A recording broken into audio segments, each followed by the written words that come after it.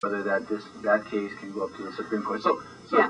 But I mean, it's a federal, you know, homesteads exist because of a federal act, right. Okay? And I said this before, and I'll keep saying it. If that federal act isn't going to protect Hawaiian homesteaders, another federal act isn't going to protect Hawaiian homesteaders.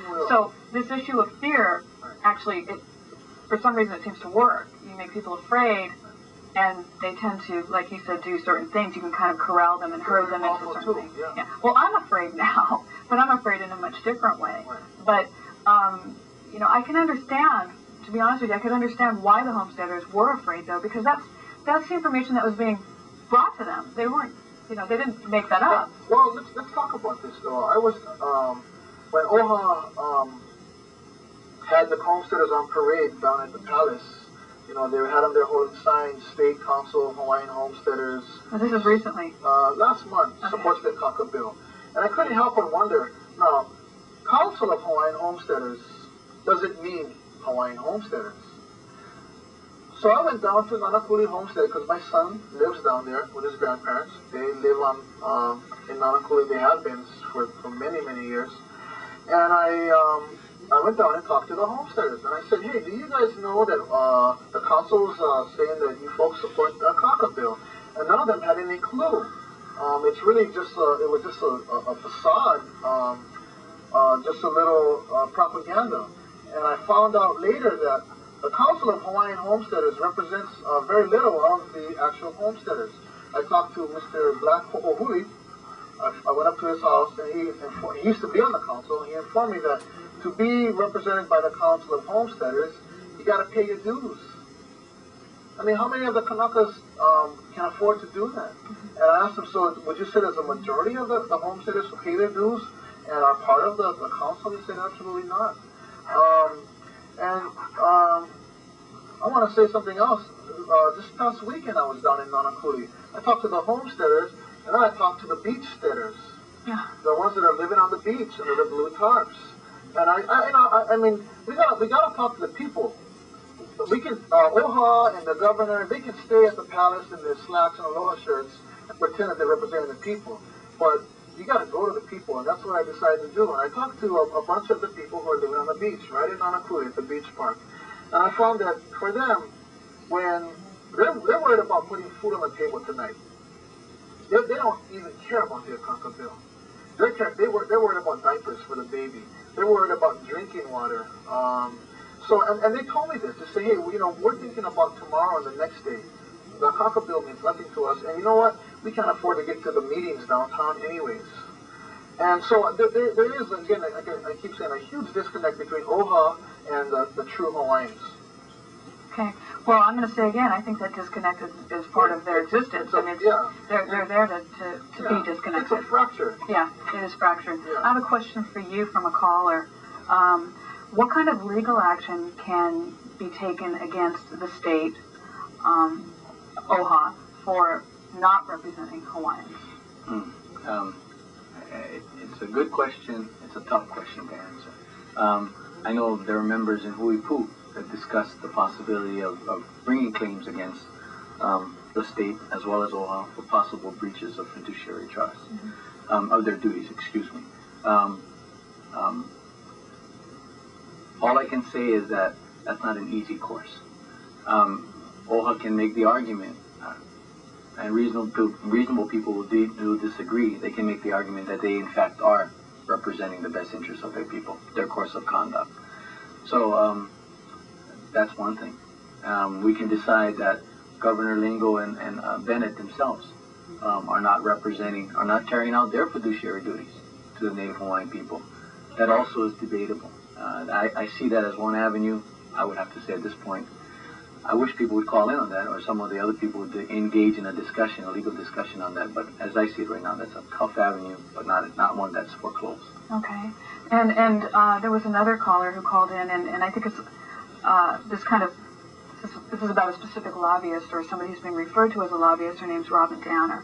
And it sort of touches on this issue in a way with regard to the homesteaders. And I'm not sure why they chose this person. I think it's because in a lot of ways she and the Council for Native Hawaiian Advancement, they've sort of been the face in a way of support That's not coming from the state agency. It's a nonprofit organization. But the caller said, please talk about lobbyist Robin Danner.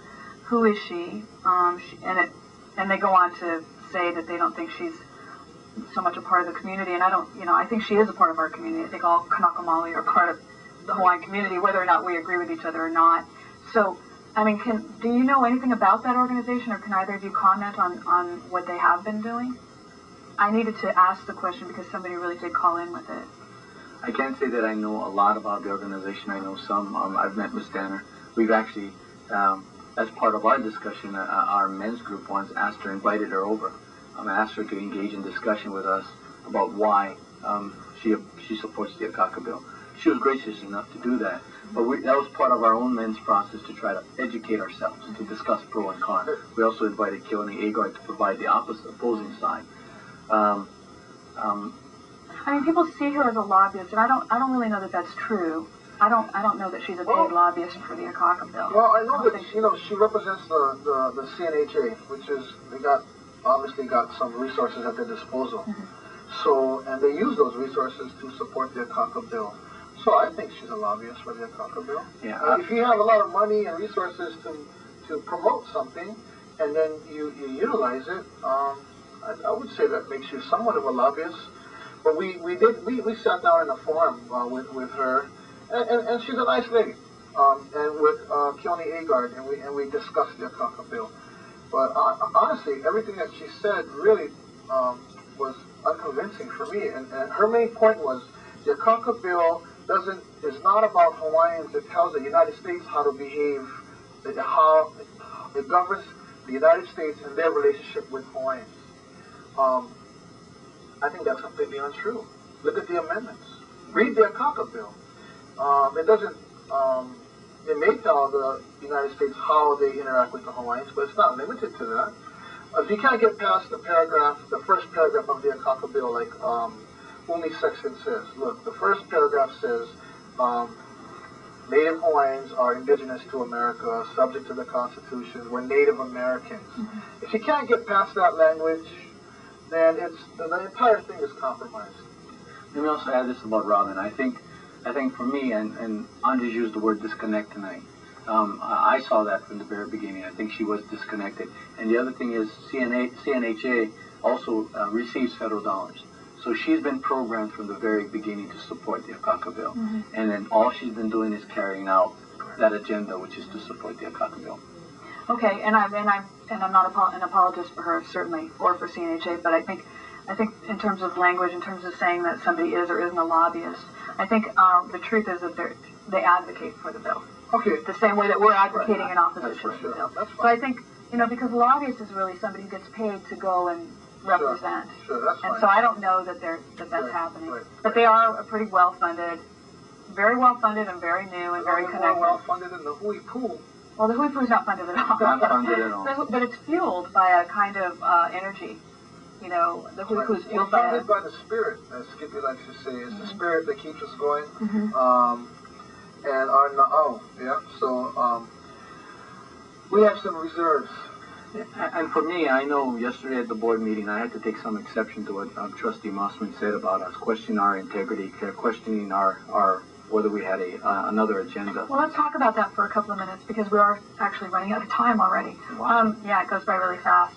What exactly was it that he said that you found, troubling? Because I heard he talked for about 5 minutes. Well, he did question our integrity. He questioned why we were there. He thought that we had a different agenda, and that agenda was to promote independence, sovereign independence. And again, that's never been the case. We've been consistent in our message that we oppose the Akaka Bill. People have tried to bait us into saying what the alternative is, and we said there's many alternatives, we just can't because of our agreement in Hui Poo. But what I took exception to is that everyone in Hui Poo had provided countless hours, all kinds of help towards this kukua because of